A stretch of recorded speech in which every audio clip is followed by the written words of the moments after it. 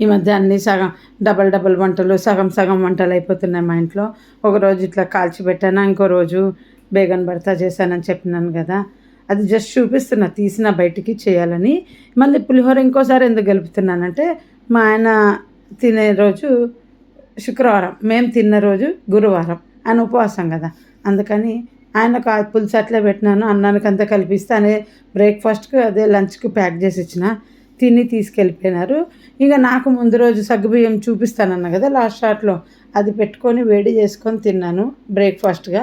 పిల్లలిద్దరికి బురుగులు చేసిన, ఇది చిన్నది తిని తీసుకుపోయింది, అది పెద్దదాని కోసం పెట్టినాను.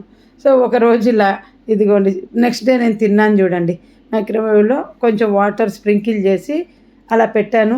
ఏం గొంతు పట్టుకోదండి, కొంచెం నూనె ఎక్కువ వేయాలి సగ్గుబియ్యంకు చేసుకుంటే చెప్తున్నాను. కొంచెం నూనె వేసి చేసుకోకండి, కొంచెం నూనె ఎక్కువ వేసుకోండి.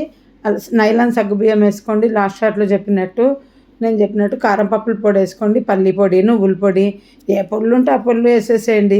మళ్ళీ కరివేపాకు పొళ్ళు ఇట్లాంటివి వేయకండి, అంటే పప్పు దినుసులతో వేసుకున్న పొళ్ళు చెప్తున్నా. నాకు తెలిసి నల్ల కారం అది వేస్తే కూడా బాగుంటుందేమో. ఏముందండి, ఉప్మా లాగే కదా, ట్రై చేసుకోండి, చాలా బాగుంటుంది సగ్గుబియ్యము ఉప్మా. నేను యాక్చువల్గా మొత్తం షూట్ చేయలేదు నానబెట్టే కాడ నుండి, ఎందుకంటే ఎలా కుదురుతుందో లేదని నేను భయపడ్డాను. కానీ సగం చేసేటప్పుడు ఎందుకైనా మంచిది షూట్ చేద్దామని లాస్ట్ షాట్లో చూపించాను అనమాట. ఇంకా ఊరికే పోపు వేసి చేయడమే అండి, అంతే. వీడియో నచ్చితే లైక్ చేయండి.